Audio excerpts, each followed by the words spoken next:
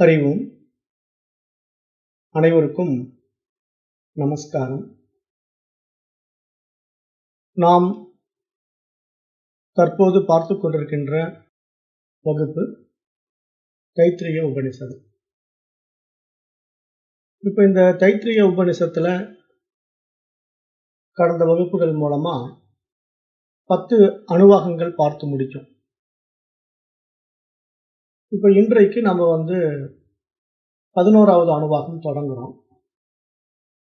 இந்த 11வது அணுவாகம் கடமைகள் அப்படிங்கிற ஒரு விஷயத்துல நிறைய நமக்கு சொல்ல போகுது. அதாவது இப்போ நம்ம இந்த சீக்ஷா வள்ளியில இந்த பாடங்களை எல்லாம் படித்து முடித்துவிட்ட மாணவர்கள் இந்த பாடசாலையை விட்டு பிரியும் போது ஆச்சாரியர் மூலமாக என்னவற்றை தெரிந்து கொண்டார்கள், அதை எப்படி அவர்கள் புரிந்து கொண்டார்கள், இந்த வேத கல்வி நமக்கு என்ன விஷயங்களை வலியுறுத்தியது அப்படிங்கிற இந்த குருகுல வாசம் முடித்த பின் வெளியேறுகின்ற மாணவர்கள் வாழ்க்கையில் கடைபிடிக்க வேண்டிய முக்கியமான சில கடமைகள் இங்கு சுட்டிக்காட்டப்படுகின்றன. இப்போ அந்த கடமைகளை தான் இப்போ நம்ம ஒவ்வொன்றா பார்க்க போறோம். ஏன்னா இப்போ நம்ம சீக்ஷா வள்ளி பார்த்துட்டு இருக்கோம். வேத கல்வியில பாடங்களை படித்து கொண்டிருக்கிறோம். இப்போ இந்த வேத கல்வி பாடங்களை முடிந்த பிறகு மாணவர்கள் கல்வி சாலையை விட்டு வெளியேறும் போது அவர்கள் கடைபிடிக்க வேண்டிய கடமைகள், அதுல 11வது அணுவாகத்தினுடைய முதல் மந்திரம், வேத மனுஷ் ஆச்சாரியோந்தே வாசின மனுஷாஸ்தி சத்யம் வத தர்மம் சர ஸ்வாத்யாயான்மா பிரமதஹ ஆச்சாரியாய பிரியம் தனமாகிருத்திய பிரஜாதந்தும் மா யவத் சேத்சிஹி. இந்த மந்திரம் 11ல் 1. இதுல சில பண்பு நலன்கள், கடமைகள் சுட்டிக்காட்டப்படுகின்றன. இந்த வேதத்தை ஓதுகின்ற முறையை மாணவர்களுக்கு ஆச்சாரியர் புகட்டிய பின் மாணவனிடத்திலே அதற்கான சில அறிவுரைகள் ஆசிரியர் வழங்கினார் என்பதாக நாம் இங்க பார்க்கிறோம். இப்ப அந்த அறிவுரை என்ன அப்படின்னு பார்க்கும்போது இங்க சொல்றாரு அந்த ரிஷி, சத்தியம் வத தர்மம் சர, உண்மையை பேசு, தர்மத்தை பின்பற்று அப்படின்னு மாணவனுக்கு எடுத்து அறிவுரை வழங்குகிறார். ஏன்னா வேதத்தில் கூறப்பட்டுள்ள தர்மத்துடன் வாழ்ந்து கொண்டிரு, அதர்மத்தை எப்போதும் செய்யாதே. வேதத்தில் விதிக்கப்பட்டுள்ள கர்மங்களை செய், நிசித்த கர்மங்களை செய்யாதே. நிசித்த கர்மங்கள்னா வேதத்தில் கூறப்படாத கர்மங்கள், அதாவது தேவையற்ற விஷயங்களை செய்யக்கூடாது என்று சொல்கிறார். சாஸ்திரம் படிக்கும் போது கவனக்குறைவாக இருக்காதே. குருவிடம் கேட்ட சாஸ்திரத்தை கவனக்குறைவாக கூட படிக்காமல் இருந்து விடாதே. குருவுக்கு தேவைப்படும் பொருளாதாரத்தை கொடுக்க வேண்டும், வம்சத்தொடரை அறுத்து விடாதே என்பதாக இந்த மந்திரம் சுட்டிக்காட்டப்படுகிறது. அப்ப இந்த 11ல் 1 என்ற மந்திரம் என்ன சொல்ல வருது அப்படின்னா, இதுவரைக்கும் நம்ம கற்றுக்கொண்ட வேத பாடங்களை வைத்துக்கொண்டு எப்படி நாம் நடைமுறையில் வாழ வேண்டும், நமக்கான கடமைகள், சில பண்புகள் என்னென்ன அப்படிங்கிறத இந்த மந்திரங்கள் நமக்கு சுட்டிக்காட்டுவதாக இங்கு பார்க்க முடிகிறது. அப்போ முக்கிய விஷயமா இங்க நம்ம பார்க்கும்போது சத்தியம் வத தர்மம் சர அப்படிங்கிறது வேதத்தினுடைய மிக முக்கிய விஷயமாக பார்க்கப்படுது. எந்த ஒரு சூழ்நிலையிலையும் நம்ம தேவையற்ற விஷயங்களை பேசக்கூடாது. சத்தியம் வத என்றால் பொய் சொல்லக்கூடாதுங்கிற மாதிரி நம்ம எடுத்துக்க கூடாது. சத்தியம்ங்கிறது நம்ம ஏற்கனவே விளக்கம் பார்த்தோம். அதாவது வாயினால தேவையற்ற வார்த்தைகளை பேசாமல் இருப்பதுதான் இங்க வாய்மை அப்படிங்கிறத நம்ம பார்த்துட்டோம். தர்மம் சர அப்படிங்கிறது அறவழியில் நாம நின்று வாழ வேண்டியது. அப்ப தர்மத்தின்படி நம்ம வாழ்க்கையை வாழ வேண்டும். அதுதான் அறம், பொருள், இன்பம், வீடு என்று நமக்கு புருஷார்த்தமும் சுட்டிக்காட்டியதாக நம்ம புரிந்து கொண்டு அந்த அடிப்படை பண்புகளை நம்முடைய கடமைகளாக கொண்டு நாம் வாழ வேண்டும் என்று இந்த 11ல் 1 நம்ம பார்க்கிறோம். அப்புறம் 11ல் 2 சத்யான பிரமதிதவ்யம், தர்மான பிரவதிதவ்யம், குசலான பிரமதிதவ்யம், பூத்தியைன பிரமதிதவ்யம், ஸ்வாத்யாய பிரவச்சனாப்யாம் ந பிரமதிதவ்யம், தேவபுத்ரோ காரியாபியாம் ந பிரவதிதவ்யம் அப்படின்னு இந்த மந்திரம் 11ல் 2 சுட்டிக்காட்டுது. இங்க என்ன சொல்லுது அப்படின்னா, உண்மை பேசுவதில் கவனக்குறைவாக இருந்து விடாதே.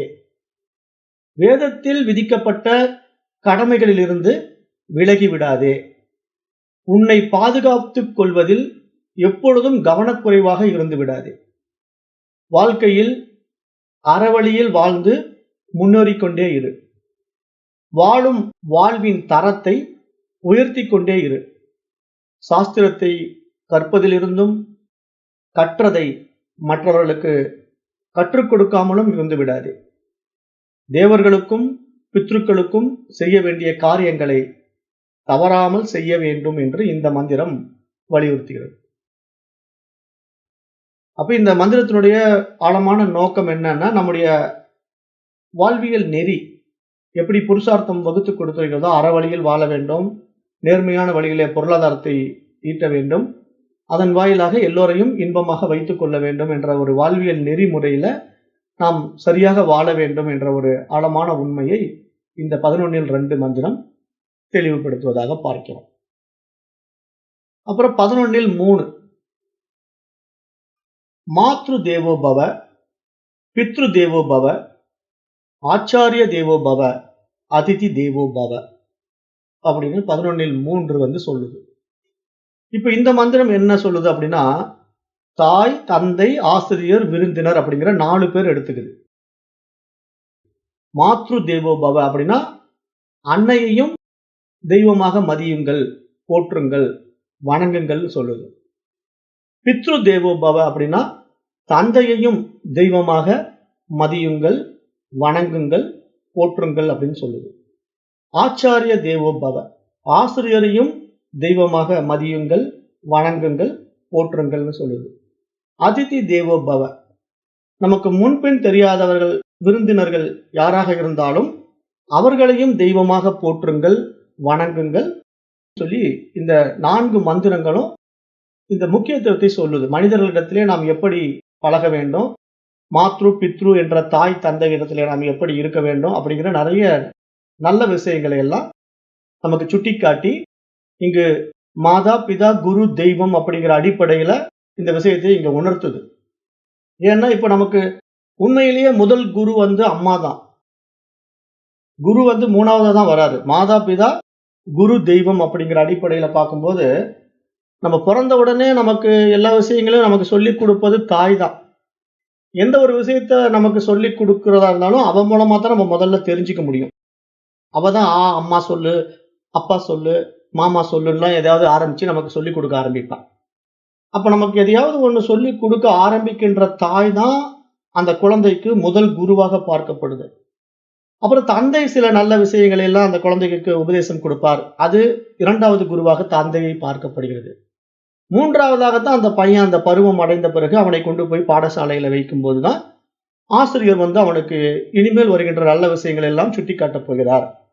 அந்த வகையில ஆசிரியர் அவனை வழி நடத்துவார்.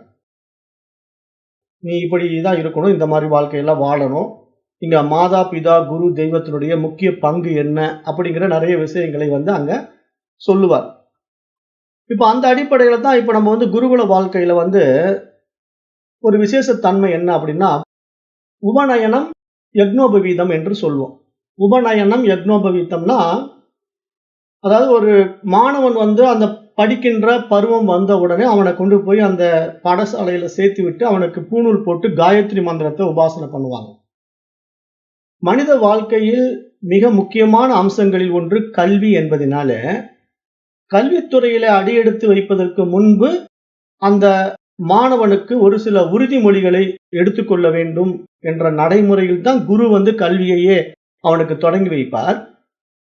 அன்றைய காலங்களில் கல்வி என்பது வேத அத்தியனம் தான். வேதத்தை படிப்பது தான் அந்த காலத்தில் கல்வி. இப்பதான் நம்ம மாடர்ன் எஜுகேஷன்ல மெக்கானிக்கல் எஜுகேஷன்லாம் படிக்கிறோம். அன்றைக்கு வேத கல்வி மட்டும்தான் கல்வி.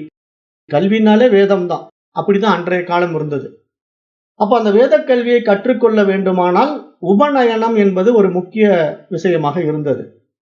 இப்ப உபநயனம் என்பது மாணவன் தன்னுடைய ஆசிரியருடன் மிக நெருக்கமாக இருப்பதற்கும், அந்த மாணவன் குருகுலத்திற்கு சென்று கல்வியை கற்றுக்கொள்ளும் போது பெற்றோரும் ஆசிரியரும் அந்த மாணவனுக்கு முதல் போதனையை வழங்குவதற்காகவே அந்த விழாவை உபநயனம் என்று பெரியவர்களால் அழைக்கப்பட்டது. உபநயனம் என்றால் அருகில் அப்படின்னு அர்த்தம். உபன்னாவே அருகில்னு அர்த்தம். நயன் என்றால் வழி நடத்துதல் என்று அர்த்தம். குருவின் அருகில் வழி நடத்தப்படுவதுதான் உபநயனம் என்ற வார்த்தையினுடைய பொருள். அப்போ குருவுக்கு அருகிலே இருந்து குருவினால் வழி நடத்தப்படுகின்ற வாழ்க்கையை அவன் வாழுவதுதான் உபநயனம் என்று முன்னோர்களால் உபதேசிக்கப்பட்டு, அன்று அந்த உபநயனம் கொடுக்கும்போது பெற்றோர்களும் இருப்பாங்க. ஏன்னா பெற்றோர்கள் வந்துதான் அந்த மாணவனை ஆசிரியரிடத்துல ஒப்படைப்பாங்க. ஏன்னா இதுவரைக்கும் அவங்க 2 பேர் தான் ஆசிரியரா இருந்தாங்க. அப்ப அவன் என்ன பண்ணான்? முதல்ல தாயை வணங்கினா, தந்தையை வணங்கினா, இப்ப ஆசிரியரை வணங்கி கல்வி கற்பதற்காக வந்திருக்கிறான் என்று நம்ம பார்க்கிறோம். அப்ப இந்த உபநயனம்ங்கிற வார்த்தைக்கு பிரம்மோபதேசம் என்று பெயர். பிரம்மத்தை உபதேசிக்கின்ற ஒரு வார்த்தை அது. பிரம்மத்தை பற்றி தான் சுட்டி காட்ட முடியும். பிரம்மத்தை பற்றிய ஒரு அறிவை கொடுப்பதுதான் உபநயனம் என்று குருவின் மூலமாக வழிநடத்தப்படுகின்ற ஒரு விஷயமாக நம்முடைய சான்றோர்களால் முன்னோர்களால் பார்க்கப்பட்டது. அப்ப குரு அவனுக்கு என்ன உபதேசம் கொடுப்பார்னா, தத்துவமசி, நீ அதுவாகவே இருக்கின்றாய், நீயே பிரம்மம், நீயே தெய்வீகம் அப்படிங்கிற ஒரு மிகப்பெரிய ஒரு அறிவை அந்த குழந்தைக்கு முதல்ல கற்றுக் கொடுப்பார் குரு. அப்போ இங்க குருவனுடைய அருகில் இருந்து அவருடைய வழி நடத்துதல் மூலமாக அவன் வாழ்க்கையை வாழுவதுதான் இந்த உபநயனம் என்று நீங்க புரிந்து கொள்ள வேண்டும். உபநயனம்னா பூணூல் போடுறதுங்கிற மட்டும் நினைச்சு கூடாது, அது தவறான புரிதல். அப்ப நீயே பிரம்மம் என்று கூறப்படுகின்ற அந்த புனித வழிபாட்டிலே, இறைவனை காட்டிக் கொடுக்கின்ற அந்த கல்வி திட்டத்திலே குரு அந்த குழந்தைக்கு எப்படி இறைவனோட நீ இருக்க வேண்டும், இறைவனும் நீயும் வேறு வேறு அல்ல, அதை யதார்த்தமாக எப்படி மாற்றிக்கொள்ள வேண்டும், உன்னுடைய வாழ்க்கையை அந்த இறைவனோடு இணைந்து எப்படி வாழ வேண்டும் என்ற ஒரு வாழ்வியல் நெறிமுறையை வழி நடத்துவதற்காக கொடுக்கப்படுகின்ற உபநயனம் என்ற ஒரு சடங்கு சம்பிரதாயம் நம்முடைய பண்டைய வாழ்வியல் நெறிமுறையில் இருந்தது என்று பார்க்கிறோம். அப்ப இந்த நிலையில இப்போ நம்முடைய பார்வைன்னு இருக்கு இல்லையா, கண்ணோட்டம், நம்ம பார்க்கின்ற பார்வை, அந்த கல்வியை பார்ப்பது, வாழ்க்கையை பார்ப்பது அப்படிங்கிற ஒரு விஷயம் இருக்கு. அது நம்முடைய கண்ணோட்டம்னு சொல்றோம், பார்வை என்று சொல்றோம். அந்த பார்வை மிக மிக சரியாக இருக்க வேண்டும். வாழ்க்கையை பற்றிய சரியான பார்வை இல்லாமல் ஒருவன் வாழ்க்கையை வாழ நேர்ந்தால் அவனுடைய வாழ்க்கை வழிகாட்டுதல் இன்றி தடம் மாறி போவதற்காக வாய்ப்புகள் அதிகம் இருக்கு. அதனாலதான் அன்றைய வாழ்வியல் நெறிமுறையில நம்முடைய முன்னோர்கள் மாணவனை சரியான குருவிடம் கொண்டு போய் ஒப்படைத்து அவனையே அவனுக்கு காட்டிக் கொடுத்து அந்த வாழ்க்கையை அவன் வாழ வேண்டும் என்ற ஒரு வழிமுறையில் உண்டாக்கப்பட்ட அந்த உபநயனம் என்ற ஒரு விஷயத்துல இன்னொரு விஷயம் சேர்த்துறாங்க, யக்னோபவீதம் அப்படின்ட்டு. யக்னோபவீதம் என்றால் என்னன்னா, பூணூல் அணிவது. இப்ப பூணூல் அணிவது எதற்காக அப்படின்னு பாத்தீங்கன்னா, இப்ப பூணூல்ல 3 முக்கிய அம்சங்கள் இருக்கு. ஜானுன்னு சொல்லுவோம் அத. ஜானுங்கிறது பூணூல். இப்ப அந்த பூணூலை அந்த மாணவனுக்கு உபநயன சமயத்திலே அணிவிக்கும் போது அவனுக்கு ஒரு காயத்ரி மந்திரம் உபாசனை செய்யப்படும்.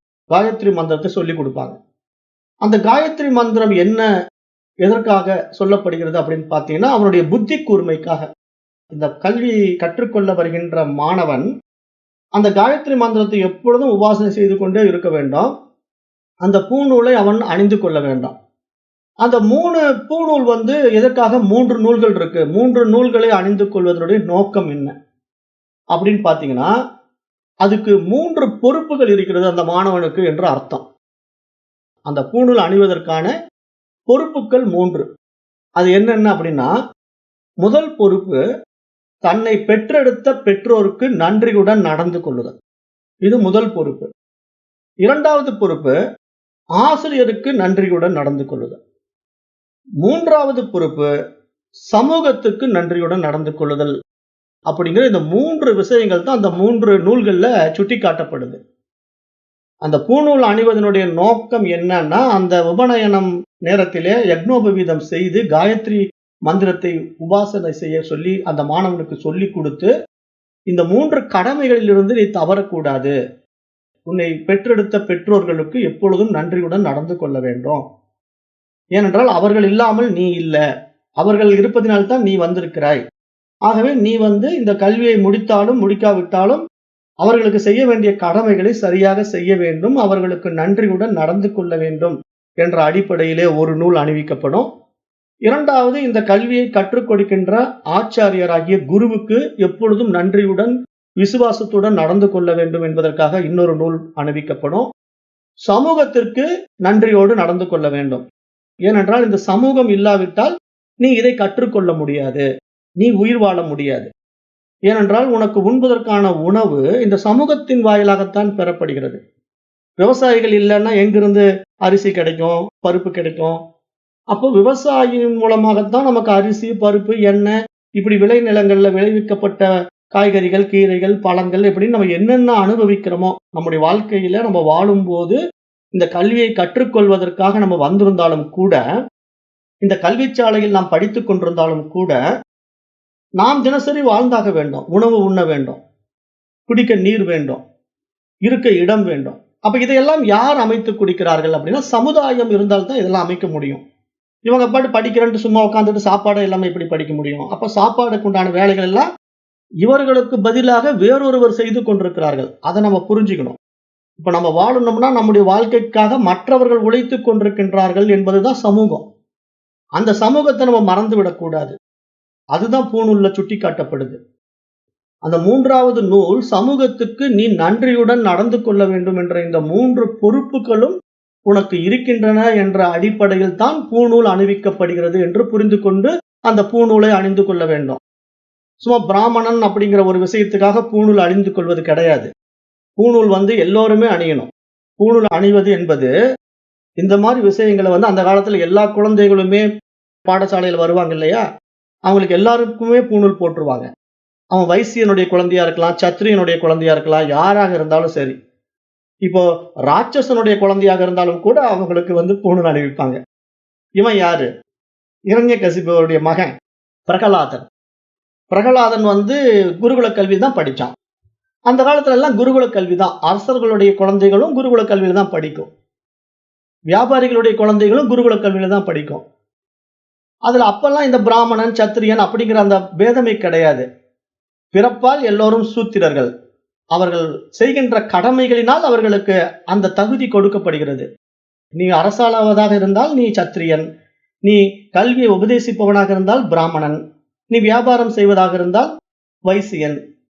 இப்படிதான் எல்லாரையும் பிரித்தார்களே தவிர இங்க வேற எந்த வகையிலையும் இங்க யாரையும் பிரிக்கவே கிடையாது. ஆகவே பூணூல் என்பது எல்லோருக்கும் பொதுவானது. அது பிராமணர்களுக்கு மட்டுமே உரித்தானது என்று எப்பொழுதும் கிடையாது. இன்றைக்கும் நீங்க ஏதாவது ஒரு வேள்வி நடத்துறதா இருந்தா நீங்க யாரா இருந்தாலும் உங்களுக்கு ஒரு பூணூலை போட்டுதான் வேள்வியை நடத்துவாங்க. அந்த சில கடமைகள் இருக்குங்கிறத அவங்களுக்கு உணர்த்துவதற்காக அதை சுட்டி காட்டுவார்கள். ஆனா இன்றைக்கு தான் இதெல்லாம் சம்பிரதாயம் மாறி போச்சுன்னு நான் தான் சொல்றேன் இல்லையா. அதாவது சடங்கு சம்பிரதாயமா மாறி போச்சு. அதனுடைய தாற்பயம் தெரியல, அதனுடைய நோக்கம் புரியல. அதற்கு காரணம் இந்த கல்வி முறை தெரியல அப்படிங்கிறது தான் நம்ம இங்க பார்க்க வேண்டியதா இருக்கு. இந்த கல்வி முறை தெரியாததுதான் இங்க ஏற்பட்ட களங்கம். அப்ப இந்த கடமைகளை மாணவன் சரியாக முடித்தவுடன், அதாவது பெற்றோருக்கு செய்ய வேண்டிய கடமையை செய்யணும், ஆசிரியருக்கு செய்ய வேண்டிய கடமையை செய்யணும், சமுதாயத்திற்கு செய்ய வேண்டிய கடமையும் அவன் சரியாக செய்து முடித்த பிறகுதான் அவன் அந்த பூணூலை நீக்க வேண்டும். அதுக்கப்புறம் அவன் பூணூல் எடுத்துட வேண்டியதுதான். சன்னியாசிகள்லாம் யாரும் பூணூல் அணிய மாட்டாங்க. நீங்க சன்னியாசிகள் பாத்தீங்கன்னா பூணூலே போட்டுக்க மாட்டாங்க. அவர் எந்த இதா இருந்தாலும் சரி பூணூல் கழட்டி ஆகணும். எதுவுமே அவங்க உடம்புல இருக்காது. இப்பதான் சன்னியாசிகள்லாம், மாடர்ன் சன்னியாசிகள் என்ன பண்றாங்கன்னா, உத்ராட்சத்துக்கு அப்படியே தலை பூரா சுத்திக்கிறாங்க. அப்புறம் உடம்பு பூரா உத்ராட்சம் போட்டுக்கிறாங்க. ஆனா சன்னியாசிங்கிறது நோக்கம் என்னன்னா, ஒன்றுமே இல்லை, எனக்கு ஒன்றும் வேண்டான்னு எல்லாத்தையும் துறக்கிறது. தன்னுடைய உடம்பு இருக்கக்கூடிய ஆபரணங்களை, அணிகலன்களை, பூணூல் முதல் கொண்டு கழட்டி எறியணும். பூணூலும் அருணாக்கயிறு, நம்ம இடுப்புல கட்டிட்டு இருக்கிற அண்ணாக்கயிறுன்னு சொல்லுவோம் இல்லையா, அது முதல் கொண்டு எல்லாத்தையும் உருவி எறிஞ்சிடுவாங்க சன்னியாசிகள். ஏன்னா பற்றற்ற நிலை, எதன் மீதும் பற்று இல்லை. மானத்தை காப்பாற்றுறதுக்காக மட்டும் உடை அணிவாங்க, அவ்வளவுதான். மற்றபடி வேற எதுவும் அவங்களுக்கு தேவையில்லை என்றுதான் அன்றைய காலத்தில் பார்த்தோம்.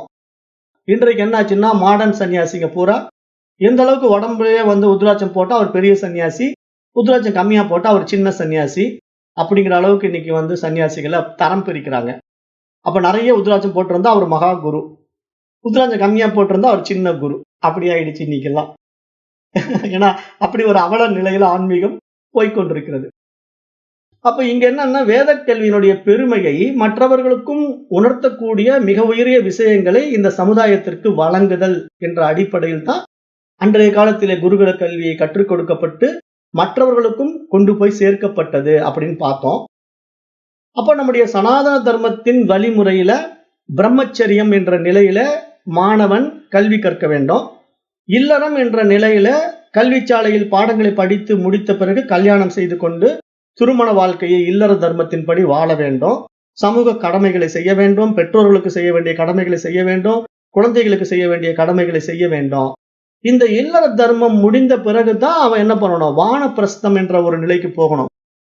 வானப்பிரஸ்தம்ங்கிறது என்னன்னா, என்னுடைய கடமைகள் எல்லாம் முடிஞ்சுது, இன்னும் நான் ஓய்வுல இருக்க போறேன், இனிமேல் நீங்க இந்த பொறுப்பெல்லாம் எடுத்துக்கங்க அப்படின்னு சொல்லி குழந்தைகள் கிட்ட அந்த பொறுப்பை கொடுத்துட்டு பெற்றவர்கள் வானப்பிரஸ்த நிலையில தான் படித்த அந்த வேத விஷயங்களை எல்லாம் மீண்டும் ஞாபகத்துக்கு கொண்டு வந்து இந்த உலகத்துல யாருக்காவது கொடுக்க முடியுமா, கொண்டு போய் சேர்க்க முடியுமா என்று சமுதாய பணியாற்ற வேண்டும்.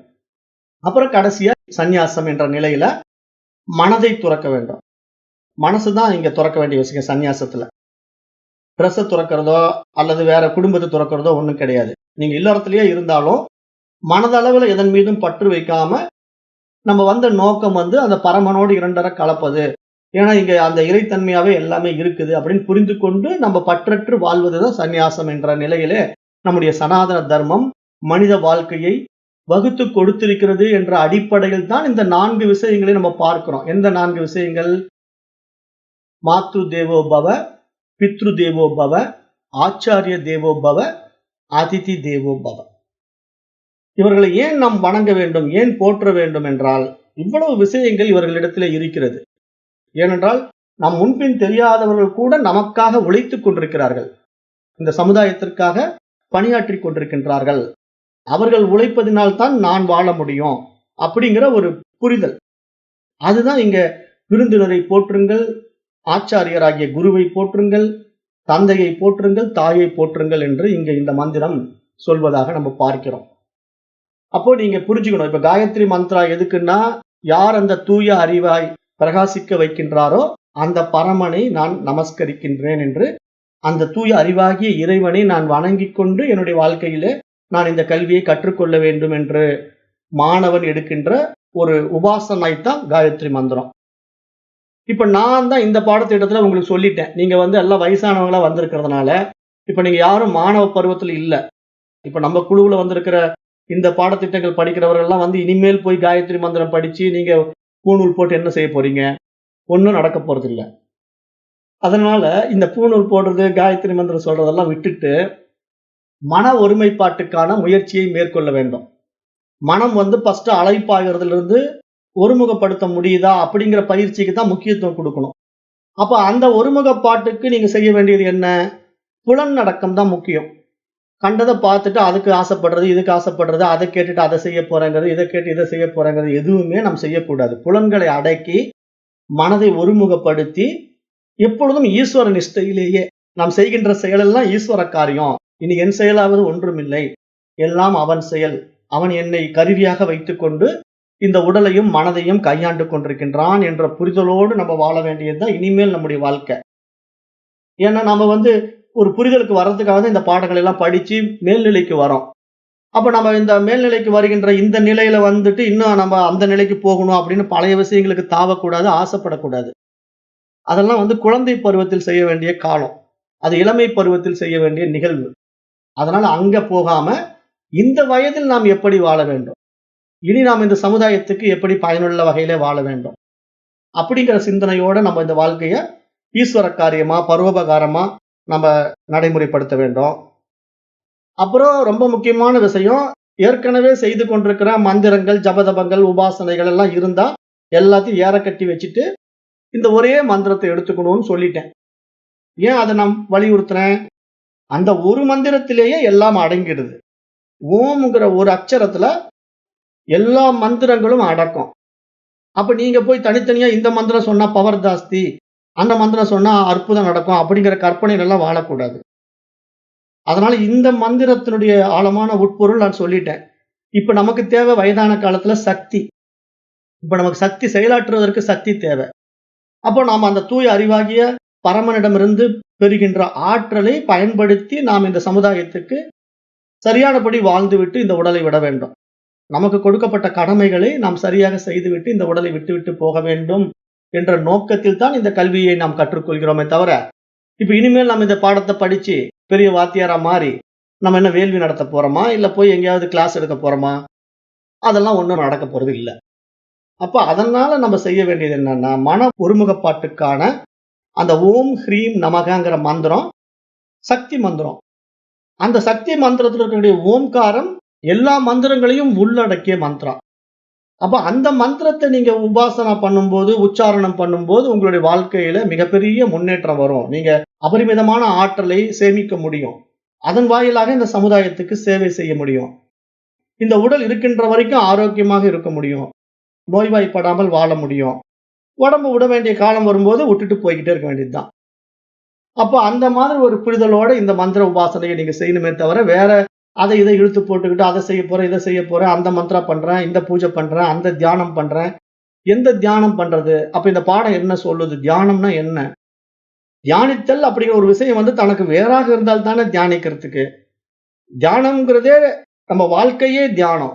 நம்ம வாழ்க்கையே வேள்வி. அதுதானே இங்க சொல்லிக் கொடுக்குது இந்த உபநிஷத்தெல்லாம். ஆனா இன்னும் நான் தனியா தியானம் பண்ணிட்டு இருக்கிறேன், நான் தனியா பூஜை பண்ணிட்டு இருக்கேன்னு சொல்லிட்டு இருந்தீங்கன்னா, உங்களுக்கு இந்த பாடத்திட்டம் புரியலன்னு தான் நான் சொல்லுவேன். ஏன்னா, இந்த பாடத்திட்டம் புரிந்தால் நீங்கள் செய்ய வேண்டியது என்ன? எல்லாவற்றையும் விட்டு விட வேண்டியது தான் நீங்க செய்ய வேண்டியது. திருப்பி திருப்பி எதையாவது புடிச்சுக்கிட்டு இருக்கிறதுக்கா இந்த பாடத்திட்டத்தை படிக்கிறது? இந்த பாடத்திட்டத்தை படிக்கிறதே விட்டு விடுவதற்காகத்தான். எல்லாவற்றையும் விட்டுவிட்டு இருப்பது இறைவன் மட்டுமே என்ற புரிதலில, அந்த இறைவனுடைய ஆற்றலாகிய இந்த உடலும் மனமும் அவனுடைய கருவி. ஆகவே இது ஈஸ்வர காரியம். இந்த உடலின் மூலமாக நடைபெறுகின்ற காரியங்கள் எல்லாம் அவனது காரியம். அதற்காக இந்த உடலும் மனமும் இங்கு கொடுக்கப்பட்டிருக்குங்கிற புரிதலோட எல்லாம் ஈஸ்வர அர்ப்பணம் பண்ண வேண்டியதான். ஈஸ்வர பிரணிதானம், ஈஸ்வர பிரணிதாத்வாத் அப்படின்னு சமஸ்கிருதத்துல சொல்லப்படுது. ஈஸ்வர பிரணிதானம் என்றால் ஈஸ்வரனுக்கு அர்ப்பணிக்கப்படுதல் என்ற பொருளில நாம் செய்கின்ற அத்தனை செயல் விளைவுகளும் ஈஸ்வரனுக்கே உரித்தானது என்ற நிலையில் நாம் செயலாற்ற வேண்டியது மட்டும்தான். நம்ம எதையும் நிறுத்த முடியாது. சாப்பிட்றதை நிறுத்த முடியுமா? டாய்லெட் போறதை நிறுத்த முடியுமா? தூங்குறதை நிறுத்த முடியுமா? எதையும் நிறுத்த முடியாது. உடம்பு இருக்கிற வரைக்கும் இயக்கம் இருக்கும். அந்த இயக்கத்துல நாம் என்ன செய்கின்றோம் என்ற விழிப்புணர்வோடு செய்ய வேண்டியதுதான் நாம் செய்ய வேண்டுமே தவிர, கண்டபடி கண்ட விஷயங்களை செய்து கொண்டிருப்பதற்காக நமக்கு இந்த வாழ்க்கை கொடுக்கப்படவில்லை என்று புரிந்து கொள்ள வேண்டும் என்பதற்காக இந்த இடத்துல சொல்றேன். ஏன்னா கடமை தவறக்கூடாது. நம்ம எல்லாம் இல்லறத்துல இருக்கிறோம். சாமியார்கள் கிடையாது, சன்னியாசி கிடையாது. அதனால மாத்ரு தேவோ பவ, அம்மாவுக்கு செய்ய வேண்டிய கடமைகளை செய்யணும், அவர்களை வணங்க வேண்டும். அப்பாவுக்கு செய்ய வேண்டிய கடமையை செய்யணும், அவர்களை வணங்க வேண்டும். ஆசிரியருக்கு செய்ய வேண்டிய கடமையை செய்யணும், அவரை வணங்க வேண்டும். சமுதாயத்திற்கு செய்ய வேண்டிய கடமையை செய்யணும், அவர்களை வணங்க வேண்டும். அதுதான் மாத்ரு தேவோபவ, பித்ரு தேவோபவ, ஆச்சாரிய தேவோபவ, அதிதி தேவோபவ. சோ நம்ம படிக்கும்போது 4 வார்த்தை ரொம்ப சிம்பிளா இருக்கு. என்ன அம்மா வணங்குறது தானே, வணங்கிட்டா போகுது.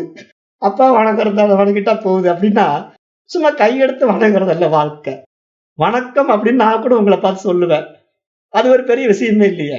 அதுதான் நம்ம டெய்லி Facebookல போடுறோம், வாட்ஸ்அப்ல போடுறோம். இப்பெல்லாம் நம்ம வணக்கம்னு வாய் திறந்து கூட சொல்றது இல்ல. அந்த இதை போட்டுறோம், ஈமோஜியை போட்டு 2 பொம்மை இப்படி போட்டா வணங்குறோம், அவ்வளவுதான். அப்படி நம்ம புரிஞ்சுக்கணும். அப்ப இவன் மாடர்ன் டெக்னாலஜில வணக்கம் எல்லாம் இப்படி ஆயிடுச்சு இல்லையா? ஆனா இங்க சாஸ்திரம் இந்த மாதிரி வணக்கத்தை சொல்லல. இங்க சாஸ்திரம் சொல்லக்கூடிய வணக்கம் உணர்வு பூர்வமான வணக்கம். ஏன்னா இறை வணக்கம், இறை பக்தி, இறை அன்பு என்பது உணர்வு பூர்வமான ஒரு விஷயம். அப்ப என்னுடைய அம்மாவை நான் உணர்வு பூர்வமாக வணங்குகிறேன்னா என்ன அர்த்தம்? அம்மாவுடைய தேவைகளை நான் உணர்வு பூர்வமாக பார்த்து கொள்கிறேனா? அவளுக்கு என்னென்ன ஆசைப்படுறா, அவளுடைய ஆசைகள் என்ன, அவளுடைய தேவைகள் என்ன, அவளை நான் உணர்வு பூர்வமா தொட முடியுமா? அப்படிங்கிற மாதிரி நீங்க பாத்தீங்கன்னா தான் அவளை நீங்க புரிஞ்சுக்க முடியும், அவளுக்கு செய்ய வேண்டிய கடமைகளை செய்ய முடியும். அப்பாவை நீங்க உணர்வு பூர்வமா தொட்டீங்கன்னா தான் அப்பாவுடைய தேவைகள் என்ன, அவருடைய வாழ்க்கையின் அவசியம் என்ன, அவர் நமக்கு செய்த கடமைகள் என்ன, மகனாகிய நான் செய்ய வேண்டிய கடமைகள் என்ன, அப்படிங்கறதெல்லாம் நம்ம உணர்வு பூர்வமா புரிந்து கொண்டு அவருக்கு செய்ய முடியும். குருவுக்கும் அப்படிதான். இப்படிதான் எல்லாவற்றையும், சமுதாயத்துக்கும் அப்படிதான். இப்படி நம்ம எல்லாவற்றையும் உணர்வு பூர்வமாக அணுகும் போது மட்டும்தான் அது உண்மையான வணக்கம். சும்மா அப்பாவை பார்த்து வணக்கம்னு கையெடுத்து கும்பிட்டா எல்லாம் அவருக்கு சாத்தியமாயிடுமா? அப்படின்னா எப்படி ஆகும்? சமுதாயத்தை பார்த்து கையெடுத்து வணக்கம்னு சொன்னா சமுதாயம் எல்லாம் உங்களுக்கு கொடுத்துருமா? எப்படி கொடுக்கும்? அப்ப அவர்கள் செய்ய வேண்டிய கடமைக்கு நம்மால் என்ன திருப்பி கொடுக்க முடியும்? அதுதான் இங்க வேள்வி. வேள்வி என்றால், நான் இந்த பிரபஞ்சத்திடமிருந்து என்ன பெற்றுக்கொண்டேனோ, அதை மீண்டும் இந்த பிரபஞ்சத்திற்கே நான் திருப்பி கொடுப்பதுதான் இங்கு வேள்வி என்ற அடிப்படையில் நாம் வாழ வேண்டும். தியானம் என்பதும் அப்படித்தான். எதுவும் தனியா செய்யறதே கிடையாது. இங்க நம்முடைய பாடத்திட்டத்துல பொறுத்த வரைக்கும், தனியா ஒரு 10 நிமிஷம் உட்கார்ந்து தியானம் பண்றேன், ஒரு 10 நிமிஷம் உட்கார்ந்து ஒரு வேள்வி பண்றேன், அல்லது 1 மணி நேரம் போட்டு யாக குண்டமெல்லாம் அமைச்சு, அக்னி மூட்டி, அதுல நிறைய வேள்வி பொருட்களை போட்டு, ஒரு பிரம்மாண்ட யாகத்தை நடத்தினேன் அப்படின்னு பெருமை அடிச்சுக்கிறதுக்காக சொல்லப்பட்ட வேள்வி கிடையாது. உபனிஷத் சொல்ற வேள்வியே இந்த பிரபஞ்சத்திடமிருந்து நான் பெற்றதை இந்த பிரபஞ்சத்திற்கு திருப்பி கொடுப்பதுதான் உண்மையான வேள்வி. அப்ப நம்ம வெளியில செய்யறது என்னங்க? திருப்பி கொடுக்கறது தான் செய்யறோம். ஏன் அந்த வேள்வியின் மூலமாக இந்த பஞ்சபூதங்களை வணங்குகிறோம், பஞ்சபூதங்களுக்கு கொடுக்க வேண்டியதை கொடுக்கிறோம். அதை புரிஞ்சுக்கிட்டு வாழ்றது தான் இங்க உண்மையான வேள்வி என்று சொல்றோம். அடுத்தது அணுவாகம் 11:4. யான்யன வத்யானி கர்மாணி தானிசே விவத்யானி நோ விதராணி யான் யஸ்மாக்கம் சுசரிதானி தான் துவயோ பாஸ்யானி நோ இதராணி. இந்த மந்திரம் அருமையா சொல்லுது. எது தர்மம் எது அதர்மம் என்பதை அறிந்து கொள்ள 3 வழிகள் உண்டு அப்படின்னு சொல்லுது. அது என்ன அப்படின்னா, ஒன்று வேத சாஸ்திரத்திலே சொல்லப்பட்ட விஷயங்கள் எது தர்மம் எது அதர்மம் என்பது சுட்டிக்காட்டப்பட்டிருக்கிறது. மேலும் இரண்டாவதாக ரிஷிகளால் எழுதப்பட்ட ஸ்மிருதிகள், தர்ம சாஸ்திரங்கள், புராணங்கள், இதிகாசங்கள் எல்லாம் எது தர்மம் எது அதர்மம் என்று நமக்கு சுட்டிக்காட்டப்பட்டிருக்கிறது. மூன்றாவதாக, இப்பொழுது நாம் உயிருடன் வாழ்ந்து கொண்டிருக்கின்ற பொழுது சான்றோர்களின் மகான்களின் வாழ்க்கை முறையை ஒப்பிட்டு இந்த 3 வழிகளாலும் நாம் தர்ம அதர்ம நெறிகளை அறிந்து கொண்டு வாழ வேண்டும் என்ற அடிப்படையில் இங்கு சாஸ்திரம் சுட்டிக்காட்டுகிறது. ஏனென்றால் நம்ம இந்த மாதிரி வாழ்க்கையை வாழும்போது நமக்கு எது தர்மம் எது அதர்மம்ங்கிற விஷயங்கள்ல குழப்பம் வரும். அப்ப அந்த குழப்பத்துல நம்ம இது சரியா கரெக்டா அது சரியில்லையா அப்படின்னு எப்படி தீர்மானிக்கிறது அப்படிங்கிறது தான் இந்த மாதிரி விஷயங்களை நம்ம எடுத்துக்கணும். வேதம் காட்டுகின்ற வழிதான் நமக்கு உண்மையான வழி. வேதம் தான் பிரமாணம். வேதத்தில் இது தர்மம் என்று அங்கீகரிக்கப்பட்டிருந்தா அதை செய்யணும். வேதத்துல இது அதர்மம் என்று சொல்லப்பட்டா அதை செய்யக்கூடாது. அப்ப இங்க மது அருந்துதல், புகைப்பிடித்தல், மாமிசம் உண்றல் எல்லாம் வேதத்தில் அங்கீகரிக்கப்படவில்லை. அப்ப அதெல்லாம் நம்ம விட்டுவிடணும். ஏன்னா அதெல்லாம் அதர்மம். வேதத்தை பொறுத்த வரைக்கும் அதர்மம். அப்ப நம்ம அது அதர்மம்ங்கிறது வேதத்துல சொல்லப்பட்டிருக்கு அப்படின்னா அதை நம்ம விட்டு நாம் வேதத்தில் சொல்லப்பட்ட நல்ல விஷயங்களை மட்டும் எடுத்துக்கொண்டு வாழ்ந்தால்தான் நம்ம வாழ்க்கையை சரியாக போகின்றோம், தர்மப்படி வாழ்கின்றோம், அறம் தவறாமல் வாழ்கின்றோம் என்று பொருள். அதை இங்கு புரிந்து கொள்ள வேண்டும் என்று சாஸ்திரம் சொல்லுது. மற்றவற்றை அந்த வேதத்தில் கூறப்படாத ரிஷிகளால் சொல்லப்பட்ட ஸ்மிருதிகளிலோ தர்ம சாஸ்திரங்களிலோ இதிகாசங்களாகிய ராமாயணம் மகாபாரதங்களிலோ நமக்கு சுட்டிக்காட்டப்பட்ட விஷயங்களிலே அதர்மம் என்று எதெல்லாம் சொல்லப்படுகிறதோ அதை நாம் செய்யக்கூடாது, அவைகளை விட்டுவிட வேண்டும். பெரியவர்களிடத்திலும் சான்றோர்களிடத்திலும் காணப்படுகின்ற நல்ல விஷயங்களை நாம் நடைமுறைப்படுத்தி நாம் வாழ்க்கையில் பின்பற்ற வேண்டும் என்றுதான் இந்த மந்திரம் 11:4 நமக்கு இங்கு சொல்லுகின்றது என்று நாம் பார்க்கிறோம். அப்புறம் 11:5 ஏகே சாஸ்மஸ் ஸ்ரேயாக்கியம் ஷோ பிராமணாக தேசாம் துவயாசனேன பிரச்வசித்தவ்ய. இந்த மந்திரம் 11:5 என்ன சொல்லுதுன்னா, அதாவது நம்மை காட்டிலும் வயதிலும் அனுபவத்திலும் அறிவிலும் பெரியவர்கள் பண்பாளர்கள் நம்மை தேடி வந்தால் அவர்களுக்கு நாம் அமர இருக்கை கொடுக்க வேண்டும். நம்ம வீடு தேடி ஒரு பெரியவங்க வராங்க, நம்மளோட வயசுல பெரியவங்க, அனுபவத்திலும் பெரியவங்க, அறிவிலும் பெரியவங்க, பண்பாளர்கள், அப்படிப்பட்ட பெரியவர்கள் நம்ம வீட்டுக்குள்ள வராங்கன்னு உடனே வாங்க வாங்க அப்படின்னு சொல்லி அவர்களை உபசரணை பண்ணி அவர்களை உட்கார வைத்து அவர்கள் ஒரு இருக்கை கொடுக்க வேண்டும். அப்புறம் அவர்களை அருந்துவதற்கு ஒரு நீர் கொடுக்க வேண்டும்.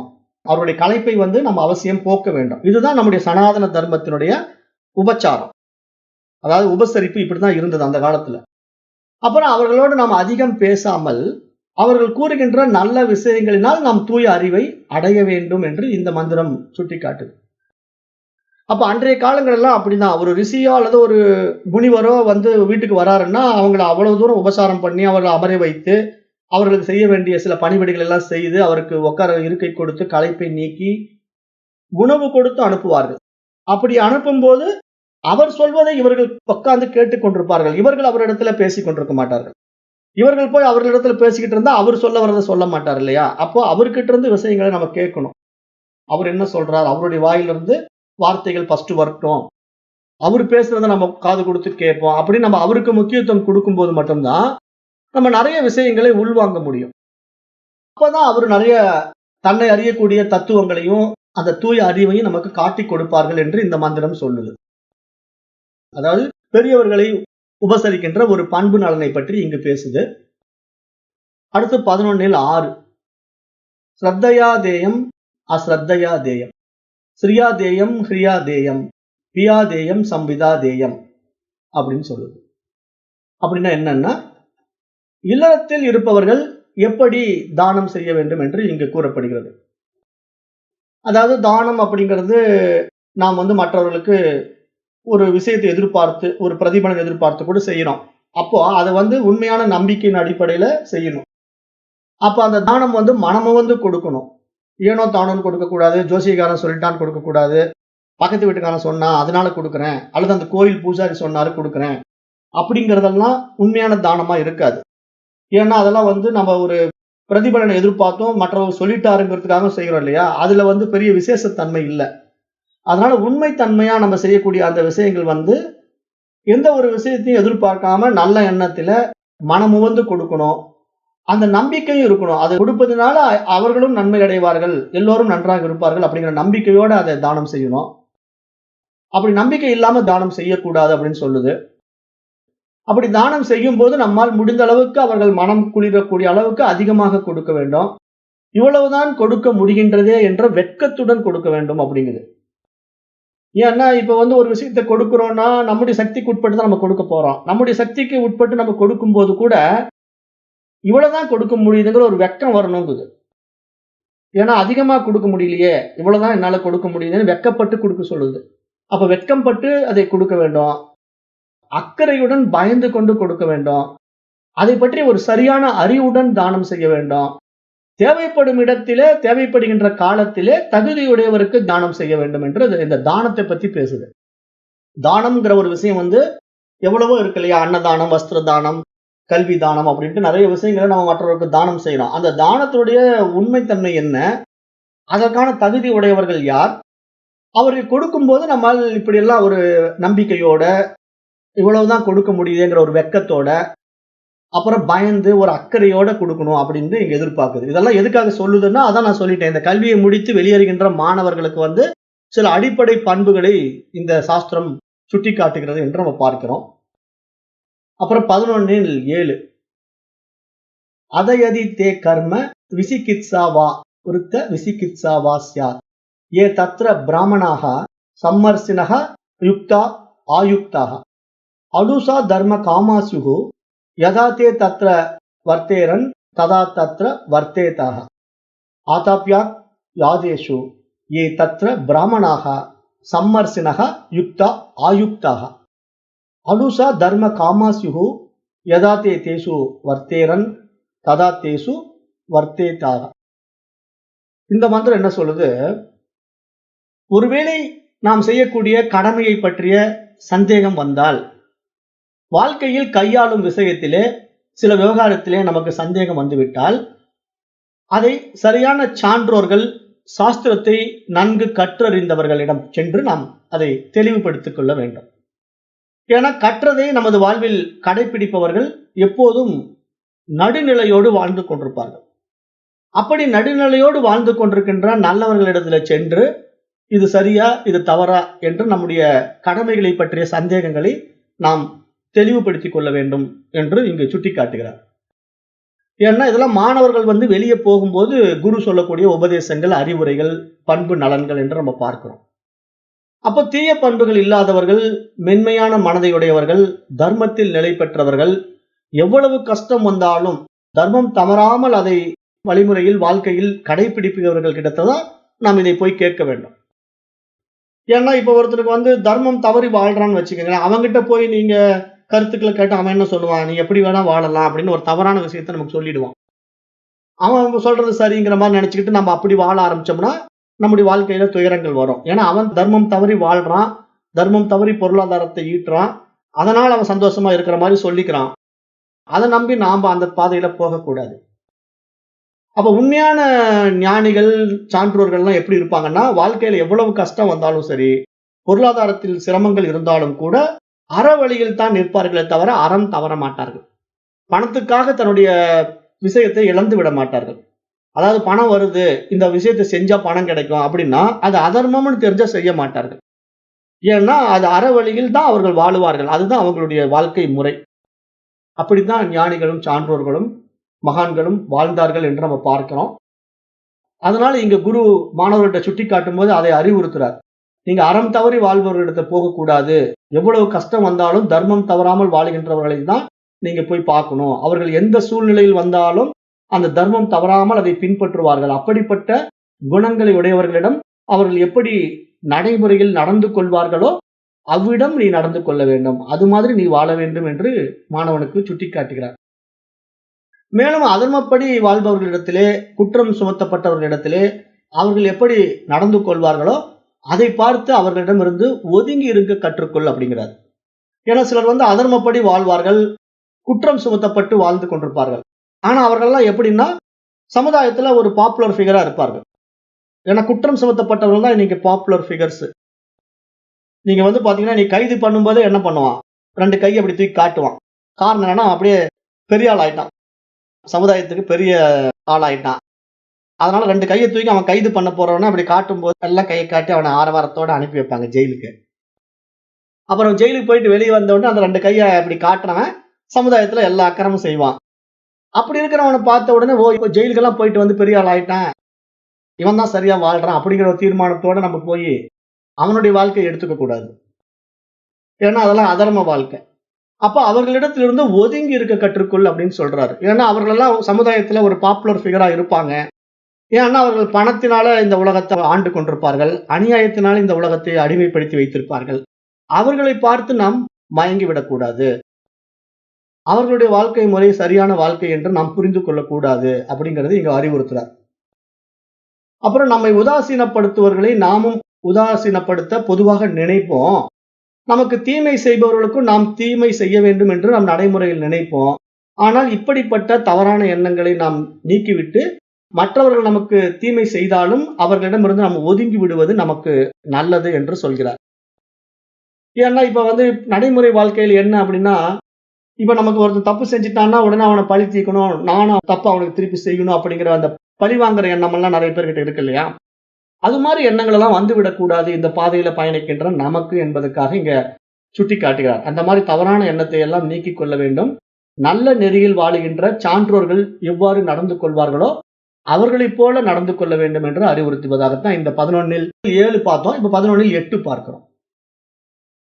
ஏச ஆதேசகா ஏச உபதேசகா ஏசா வேதோபனிஷத் ஏ ததனுசாசனம் ஏவம் உபாசிதவ்யம் ஏவம் உபாசதை து பாஸ்யம் அப்படின்னு இங்க இந்த இடத்துல நிறைவு செய்கிறார்.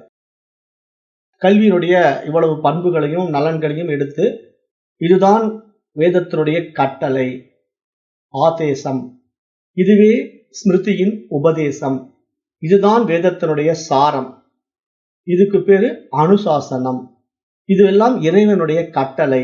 இவ்விதத்தில் நம்முடைய வாழ்க்கையை நடத்தி கொண்டு வாழ வேண்டும் என்று மாணவனை குரு ஆசீர்வதிப்பதாக நாம் இங்கு பார்க்கிறோம். ஏனென்றால் அவன் கல்விச்சாலையை விட்டு வெளியேறுகின்றான். மாணவன் கல்விச்சாலையை விட்டு வெளியேறுகின்றான். அப்போ அந்த மாணவனுக்கு உண்டான அத்தனை விஷயங்களையும் குரு கடைசியா உட்கார வச்சு அணுவாகம் 11 8 வரைக்குமான 8 விதமான உபதேசம் கொடுக்கிறார். அதுல எல்லாம் ரொம்ப கிளியரா சொல்லிட்டார். நீ சமுதாயத்தில் இப்படி நடந்துக்கணும், அம்மாவை மதிக்கணும், அப்பாவை மதிக்கணும், குருவை போற்றணும், சமுதாயத்தை போற்றணும், சமுதாயத்தை வணங்கணும் அப்படின்னு எல்லாம் சொல்லி, இதெல்லாம் வேதத்தினுடைய கட்டளை, இதுவே ஸ்மிருதியினுடைய உபதேசம், அப்ப இதுதான் சாரம், இதுதான் இறைவனுடைய கட்டளை, இதுபடி நீ வாழ்க்கையை நடத்தி கொண்டு வாழ வேண்டும் என்று அவனை ஆசீர்வதித்து அவனை வழி அனுப்பி வைப்பதாக இந்த சிக்ஷாவல்லியில நம்ம பார்க்கிறோம். அப்ப இந்த சிக்ஷாவல்லியினுடைய பகுதியில இறுதியான ஒரு மந்திரம் இருக்கு. அந்த இறுதியான மந்திரம் என்னன்னா 12வது அணுவாகம். அது வந்து இப்ப நம்ம ஃபர்ஸ்ட் இந்த உபனிஷத்து படிக்க ஆரம்பிக்கும் போது ஒரு மந்திரம் பாடணும். சன்னோ மித்ரசம் வருணகா சன்னோ பவத் வர்யமா அப்படின்னு ஒரு மந்திரம் பாடணும் இல்லையா? அதுல வந்து நம்ம என்ன வேண்டணும்? சூரியன் நமக்கு நன்மை செய்யட்டும், வருணன் நமக்கு நன்மை செய்யட்டும், அரியமான் நமக்கு நன்மை செய்யட்டும், இந்திரனும் பிரகஸ்பதியும் நமக்கு நன்மை செய்யட்டும், எங்கும் நிறைந்தவராகிய விஷ்ணு நமக்கு நன்மை செய்யட்டும், பிரம்மனை வணங்குகின்றேன், வாயு தேவனே உன்னை வணங்குகின்றேன், நீயே கண்கண்ட தெய்வமாக இருக்கின்றாய், கண்கண்ட தெய்வம் என்று உன்னை போற்றுகின்றேன், பஞ்சபூத தன்மையிலே ஒரு ஒழுங்குமுறை உள்ளதை ரிதம் என்று போற்றுகின்றேன், சத்தியம் என்று கூறுகின்றேன், அந்த பரம்பொருள் என்னை காப்பாராக, ஆசிரியரை காப்பாற்றுவாராக என்றுதான் இங்க வந்து முதல் பிரார்த்தனை மந்திரமாக நாம் இந்த சிக்ஷாவல்லி ஆரம்பிக்கும் போது நம்ம வைத்தோம் இல்லையா? அந்த பிரார்த்தனை மந்திரத்தையே இந்த உபனிஷத் ரிஷி என்ன பண்றாருன்னா, இதையெல்லாம் நான் அடைந்து விட்டேன் என்று முடிக்கிறார். இப்ப இந்த பிரார்த்தனை மந்திரத்தினுடைய இறுதியில அதே மந்திரா வரும். பட் இந்த மந்திரத்துல என்ன ஒரு தெளிவுன்னா, அதை நான் நிறைவு செய்து விட்டேன் அப்படிங்கிற அந்த அடிப்படையில இந்த 12வது அணுவாகம் சொல்லப்பட்டிருக்கு. இப்ப அந்த மந்திரத்தையும் நம்ம பார்த்துடுவோம். பார்த்தோம்னா இந்த சீக்ஷாவல்லி வந்து நிறைவு பெறுது. அப்ப அந்த மந்திரம் என்ன அப்படின்னு பாத்தீங்கன்னா, இப்ப நம்ம ஏற்கனவே படித்த அதே மந்திரத்துல சில வார்த்தைகள் வந்து பாஸ்ட் டென்ஸ்ல இருக்கும். அங்க வந்து நடைமுறையில நம்ம கொண்டு வர போறோம் என்பதாக படிச்சோம். இப்ப இங்க வந்து நான் நடைமுறையில் கொண்டு வந்து விட்டேன் என்று மாணவன் வந்து அதை வழிபடுவதாக, வணங்குவதாக இங்க அந்த மந்திரம் சுட்டிக்காட்டப்படுகிறது. அந்த மந்திரத்தை எடுத்துக்கிறேன். இந்த 12வது அணுவாகம் வந்து நன்றி கொள்க. அதாவது இதுவரைக்கும் நான் இந்த கற்ற கல்வியில குருவுக்கு நன்றி, இறைவனுக்கு நன்றி, இந்த சமுதாயத்துக்கு நன்றி என்று நம்ம நன்றி கொள்ள வேண்டியதாக இருக்கிறது. அதை சொல்றாரு எப்படின்னா, சன்னோ மித்ர சம்வருணகா சன்னோ பவத் வர்யமா சன்ன இந்திரோ பிரகஸ்பதி சன்னோ விஷ்ணுருக்ரமஹ நமோ பிரம்மணே நமஸ்தே வாயோ त्वमेव प्रत्यक्षं ब्रह्मासि त्वमेव प्रत्यक्षं ब्रह्म वादिसं ரிதமவாதிசம் சத்தியமவாதிசம் தன்மாமாவி தத்வக்தாரமாவி ஆவீன்மாம் ஆவித் வக்தாரம் ஓம் சாந்தி சாந்தி சாந்தி. இங்க வந்து பாத்தீங்கன்னா பிரம்மவாதிசம் ரிதமவாதிசம் சத்தியமவாதிசம் அப்படின்னா எல்லாவற்றையும் நான் அடைந்து விட்டேன், இறைவனை நான் உணர்ந்து விட்டேன் அப்படிங்கிற அந்த நிலைப்பாட்டை இந்த மாணவன் உணர்ந்த நிலையில பிரார்த்தனை செய்வதாக இந்த சாந்தி மந்திர விளக்கம் இருக்கிறது. இதுக்கு முன்னாடி இருக்கிற மந்திரம் வந்து போற்றுகின்றேன் காப்பாராக அப்படின்னு வந்துச்சு இல்லையா? இங்க போற்றினேன், அதை நான் செய்து முடித்து விட்டேன், போற்றி விட்டேன், இறைவன் என்னை காப்பாற்றி விட்டார், காத்து விட்டார் அப்படின்ட்டு இந்த உபாசனை வந்து நிறைவு செய்யப்படுகிறது. இங்க வந்து சீக்ஷாவல்லியில இந்த மந்திரத்தின் மூலமாக நாம் இந்த தைத்திரிய உபநிஷத்தினுடைய முதல் அத்தியாயத்தை நிறைவு செய்கிறோம். அடுத்தது நாம வந்து நாளைய வகுப்புல 2வது அத்தியாயத்தை தொடங்குறோம். 2வது அத்தியாயத்துக்கு வந்து மனிதனுக்கு முக்கியத்துவம் கொடுத்து பேசப்படுது. அதுக்கு வந்து பிரம்மானந்த வல்லின்னு தான் பேரு. அந்த 2வது அத்தியாயத்துக்கு வந்து பிரம்மானந்த வல்லியாக இருந்தாலும் அந்த பிரம்மானந்த வல்லியாக அந்த பிரம்மமாகவே மனிதன் தான் இருக்கிறான் அப்படிங்கிற ஒரு மிகப்பெரிய விஷயத்தை அந்த அத்தியாயம் பேச போகுது. அது ரொம்ப ஒரு ஆழமான அத்தியாயம். அது எப்படி போகுதுன்னு எனக்கே தெரியாது. நிறைய முக்கியமான சப்ஜெக்ட்ஸ் எல்லாம் அதுல இருக்கு. அதை நம்ம நாளைக்கு இருந்து தொடங்குவோம். இந்த வகுப்புகளை மீண்டும் மீண்டும் கேளுங்க. சந்தேகம் இருந்தா அதுக்கு கேட்டு தெளிவுபடுத்திக்கங்க. கேள்வி பதில் வகுப்புல வரணும்னு நினைக்காதீங்க. சந்தேகம் இருந்தா நீங்க கொஸ்டினையே அந்த இதுலயே டெலிகிராம்லயே போடுங்க, நான் பதில் சொல்லிடுறேன். இப்ப இன்றைக்கு சீக்ஷாவல்லி நிறைவு பெறுகிறது. நன்றி. ஓம் தத்சத்.